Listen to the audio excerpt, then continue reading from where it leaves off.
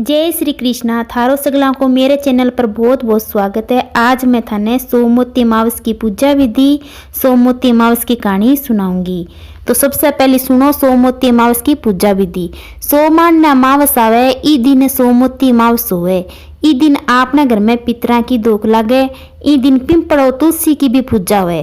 Pimple और तुलसी की पूजा करा जल, मूली, रोली, चावल, चंदन, सिंदूर, फूल, प्रसाद, कब्जो, दक्षिणा से पूजा करा। धूप दीप करा। 108 फल या साग पिपल का चढ़ुआ। कहानी सुना। 108 या 8 परिक्रमा देवा। 13 चीज सोमवती की करके संकल्प लेके ब्राह्मण ने दे देवा। आ तो है सोमवती अमावस की पूजा भी थी। अब सुनो कहानी। एक साहूकार का 7 बेटा, 7 बहू और 1 बेटी थी। साहूकार के घर एक जोगी भिक्षा लेवन ना तो जोगी ने साहूकार की बुआ भिक्षा देती तो जोगी राजी होके लेतो। जब साहूकार की बेटी भिक्षा देती तो जोगी कोनी लेतो और इया बोलतो कि बाई है तो सुहागण पण बाई का भाग में दुहाग लिखेड़ो है। बाई है तो सुहागण पण बाई का भाग में दुहाग लिखेड़ो है। आ बात सुन सुन के बाई सूखने पड़गी। एक दिन बाई की माँ पूछो कि बाई तू इतनी सुस्त क्यों होगी, तू बाई सूखने क्यों पड़गी। बाई बोली कि आपने घर में एक जोगी भिक्षा लेवन ना आवे, जिको बोला कि बाई की चुनड़ी में भंग। बाई है तो सुहागण पण बाई के भाग में दुहाग लिखेड़ो है। बाई है तो सुहागण पण बाई के भाग में दुहाग लिखेड़ो है।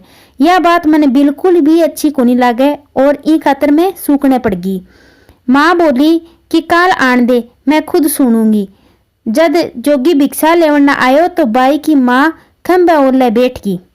जोगी आके बोलो कि बाई है तो सुहागण पण बाई के दुहाग लिखेड़ो है। बाई है तो सुहागण पण बाई के दुहाग लिखेड़ो है। इतने में बाई की माँ निकल के आई और बोली कि एक तो तू हमारे घर से भिक्षा लेवे और ऊपर से माने गाली देवे, उक चुक शब्द बोले। जोगी बोलो कि मैं तो गाली को नहीं देऊं, न थाने उक चुक शब्द बोलूं। मैं तो सच्ची बात कहूं, ई बाई के सुहाग को नहीं लिखेड़ो रे, सो ही कहूं। जद बाई की माँ बोली कि तने यो बेरो है कि बाई के दुहाग लिखेड़ो है तो तने यो ही बेरो होसी के ओ किया टलसी। जद जोगी बोलो कि 7 समुद्र पार एक सोना दो बन रहे जको सोमवती अमावस करे। अगर बा आके आपको सोमवती अमावस को फल अगर थारी ई बाई ने दे देवे तो इनको दुहाग टल जैसी, नहीं तो बाई को ब्याह हुआ गो। जद बाई के बींद ने सरप डस लेगो और बी की मृत्यु हो जाएगी। आ बात सुन के बाई की माँ बहुत रोन लगी और सोना दो बनकन जाने को फैसलो कर लियो। सोना दो बनकन जान लगी। जब रास्ते में बहुत धूप पड़ रही तो एक पिंपल के पेड़ के नीचे बैठ गई। पिंपल के पेड़ पर गरुड़ पंख का बच्चा रहता, जिका ने सरप आके डसन लाग्यो तो साहूकार ने सरप न मारने खातर डाल खींच दियो और डाल के नीचे दब के सरप मर गयो। गरुड़ पंख नहीं आया। साहूकारनी ने देख के चोंच मारन लग गया। साहूकारनी बोली कि मैं तो थारा बच्चा ने जिवाया हूँ। मारने वालों बेरी तो डाल के नीचे मरियो पड़ो है। जना बे बोलिया कि तू हमारे बच्चा ने जिवाया है तो कुछ मांग ले। साहूकारनी बोली कि पहला मना वचन दे। वचन सो वचन, वचन ऊख तो धोबी कुंड पर कांकरी ऊख। जब साहूकारनी बोली कि मने तो 7 समुद्र पार सोना दो बन के घरा छोड़ आ। गरुड़ पंख बने सोना दो बन के घरा छोड़ आयो। उठे जाकर साहूकारनी सोचो कि इन किया राजी करस्या। सोना दो बन के 7 बेटा 7 बहू थी, जिकी 7 बुआ काम करने खातर आपस में लड़ा करती और काम भी को नहीं करती। रात ने सब कोई सो जाता तो साहूकारनी सोना दो बन के जाती और घर को सारो काम करती। गोबर थापती, गाय ने नहलाती, घर धोती, रसोई करती, चौका बर्तन करती, पानी भरती। दिन उगने से पहले चली जाती। बुआ सोचती कि सारो काम कौन करे, आप श्री में पूछती भी कोनी। एक दिन सोना दोबन बुआ ने बुला के पूछो कि आज काले थे लड़ो भी कोनी, काम भी ठीक कर लो, सो कौन सी करे। बुआ बोली सासू जी काम तो माने ही करना पड़े, चाहे लड़के कर लो चाहे राजी राजी कर लो, लड़ाई में के फायदो है। सोना दोबन सोचो कि आज देख श्या कौन सी बहू काम करे और रात ने सोई भी कोनी। देखे तो एक लुगाई आई और घर को सारो काम करके जावन लगी। सोना दोबन पूछो कि भाई तू कौन है, तन्ने मारी के दरकार है जो तू मारे घर को सारो काम करे। बा बोली दरकार है जदि तो मैं थारे घर को काम करूँ हूँ। सोना धोबन बोली तन्ने के चाहिए। साहूकारनी बोली कि पहला मना बचन। सोना धोबन बचन दियो। वचन ऊख तो धोबी कुंड पर कांकरी ऊख। वचन सुनने के बाद में साहूकारनी बोली कि मेरी बेटी के दुहाग लिखिड़ो है और थे सो मोती मावस करो, सो मोती की मावस के फल से थे मेरी बेटी ने सुहाग देओ। सोना धोबन आपके बेटा बुआ ने बुलाया और बुला के बोला मैं तो इनके साथ जाऊं हूँ, गेल से थारा बाप मांगर हो जावे तो तेल घी के कुंपे में घाल कर छोड़ दियो। साहूकारनी उन्हें लेके आपके घर आ गई। साहूकारनी आपकी बेटी को ब्याह मांड्यो। बींद फेरा में बैठ गयो। सोना धोबन बींद के गोड्डा कन काचा करुआ में काचा दूध और तात को तार लेकर बैठ गई। थोड़ी देर बाद में सांप बीन ने डसन आयो। सोना धोबन करवा आगे रख कर तात से बांध दियो, पर बींद डर के मर गयो। जना सोना धोबन टिक्का में से रोली काटी, मांग में से हींगलू काट्यो, कोइया में से काजल काट्यो, नुआ में से मेहंदी काटी, चिटली आंगनी को छांटो दियो और बोली कि आज तक जितनी सोमोती मावस करी है उन्ना को सारो फल साहूकार की बेटी ने मिलियो और आगे जितनी भी करूँ भी को फल मेरे धनी और मेरे बेटे ने मिलियो। इतनो कहता ही बींद उठ के बैठ गयो और सोमोती की सब कोई जय जयकार बोलने लग गया। सोना धोबन पाछी चालने लगी तो साहूकारनी बोली कि तू मेरे जवाई ने जीवन दान दियो है, सो कुछ मांग ले। सोना धोबन बोली कि मने तो कुछ ही कोनी चाहिए, खाली एक कुक सिलाव की हांडी दे दे। हांडी लेके चली। रास्ते में सोमोती आई तो हांडी के 108 फेरी देई और सारा चकपैया पिंपल के नीचे गाड़ दिया। घरा जाके देखे तो उनको धनी मंगर आयड़ो पड़ो है, तेल घी के कुंपा में पड़ो है।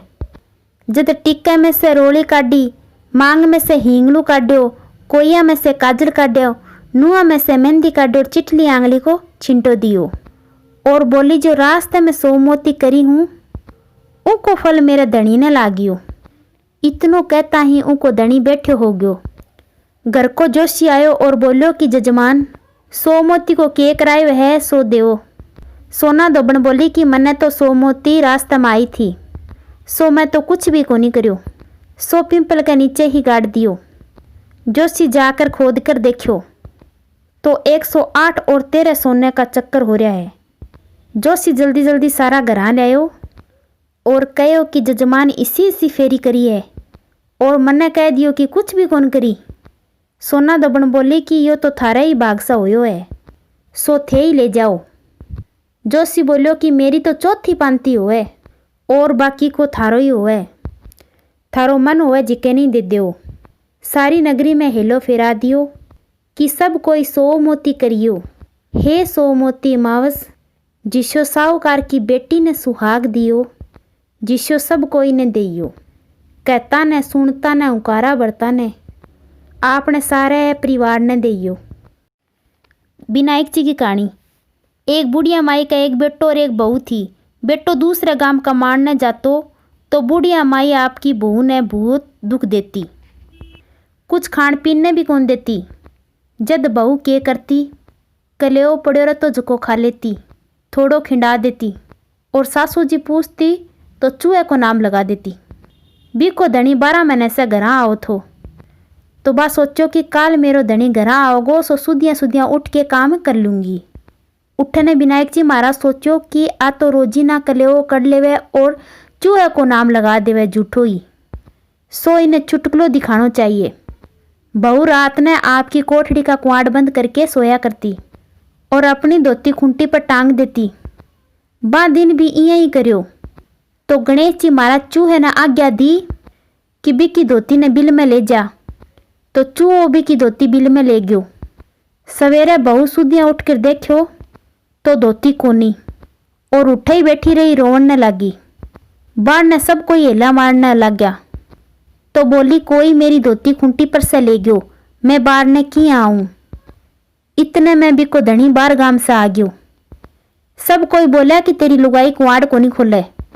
धनी कुआड़ खोल के भीतर गयो, देखे तो लुगाई हुगाड़ी बैठी है और उन्हें मारने लग्यो।